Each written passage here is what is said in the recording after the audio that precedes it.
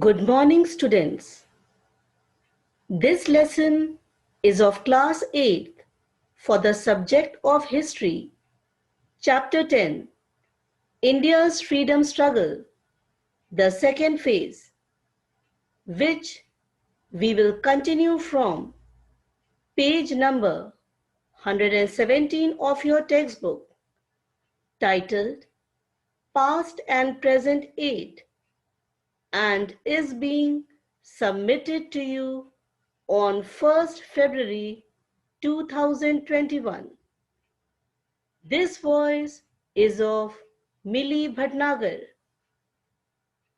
This week, we will study about the Quit India movement and how India finally gained independence. After the failure of the Cripps mission, Mahatma Gandhi decided to start the Quit India movement. The All India Congress Committee met at Bombay on August 8, 1942, and passed the Quit India Resolution, adopted at Wardha in July 1942. Students, this is an image of the Congress session where the Quit India Resolution was passed. This is an image of the people participation in the Quit India movement. The Congress proposed to start a non-violent mass struggle under Gandhiji's leadership if this demand of immediate and complete independence was not conceded by the British. Gandhiji declared that it was a decision to do or die. Before the Congress could start the movement, the government struck hard. Early in the morning of August 9, Gandhiji and other Congress leaders were arrested and taken to unknown destinations, and the Congress was once again declared illegal. All over the country, there were strikes and demonstrations which were lathi-charged and fired upon. People attacked the symbols of British authority. In some areas, such as Balia in eastern UP, Tamluk in Midnapur district of West Bengal, and Satara district of Maharashtra, the revolutionaries set up parallel governments.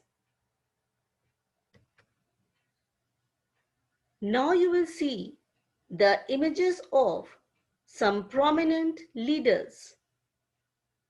This is an image of Jai Prakash Narayan, Aruna Asaf Ali, Achyut Rao Patwardhan, and Ram Manohar Lohia.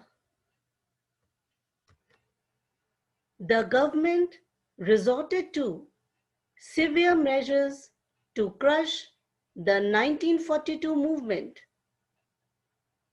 The press was completely muzzled. The demonstrating crowds were fired and prisoners were tortured.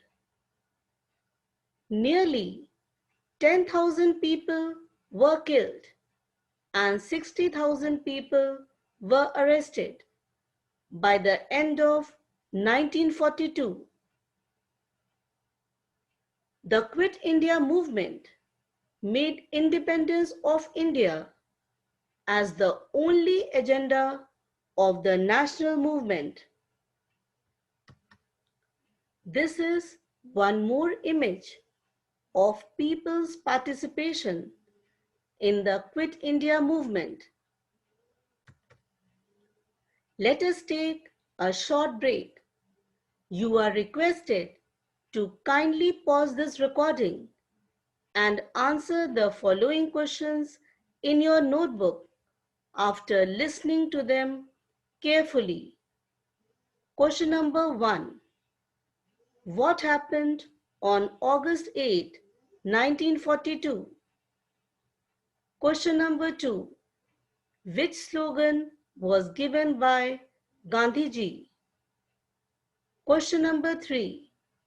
Name some leaders of the underground movement. We will now discuss the answers. Answer number 1. The All India Congress Committee met at Bombay and passed the Quit India resolution. Answer number 2. Do or die was the slogan given by Gandhiji. Answer number 3. Achyut Rao Patwardhan, Aruna Asaf Ali.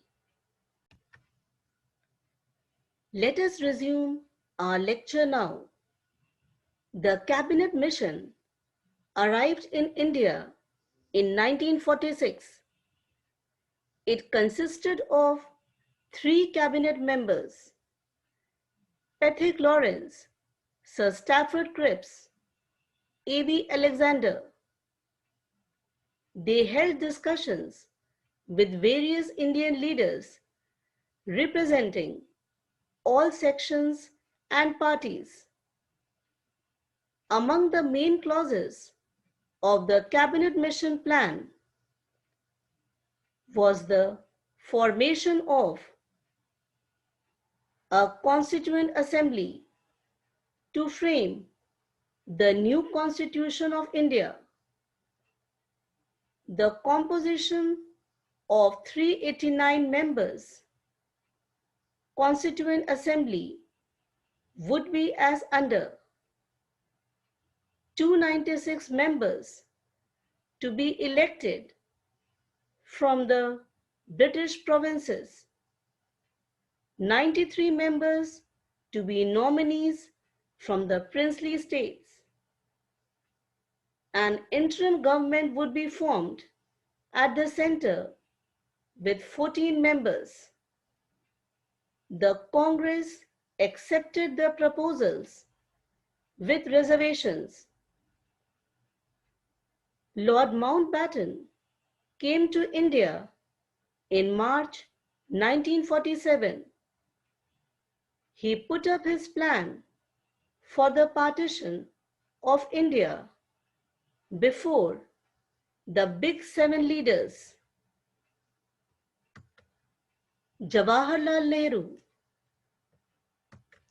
Sardar Patel, Liaquat Ali Khan, Baldev Singh, Jinnah, Kripalani. The plan was announced on 3rd June 1947. The country would be divided into 2 dominions, India and Pakistan. The princely states would be free to associate themselves with either dominions. The plan ended with the declaration that the transfer of power would take place not in June 1948, but much earlier than that. The British Parliament would pass an act for the transfer of power. After the Mountbatten Plan was accepted by the Indian leaders, the British Prime Minister introduced the Indian Independence Bill in the House of the Commons. The bill was finally passed by both the houses and called as Indian Independence Act 1947. This is an image of the oath-taking ceremony of Pandit Jawaharlal Nehru. Let us discuss some clauses of the Indian Independence Act 1947. India would be partitioned and two independent dominions, India and Pakistan, would be created from August 15, 1947. There would be a Governor General who would be appointed by the British King for the purpose of the government of his dominion. Provisions were made for the division of Indian Army between the two dominions, as also the assets. So, India became independent on 15th August 1947. This is an image of the first Independence Day. Home assignment. Answer in one or two sentences, 17 and 18. Answer these questions 6 ABC, 7 AB, and 8. With this, we end this interactive session. Thank you.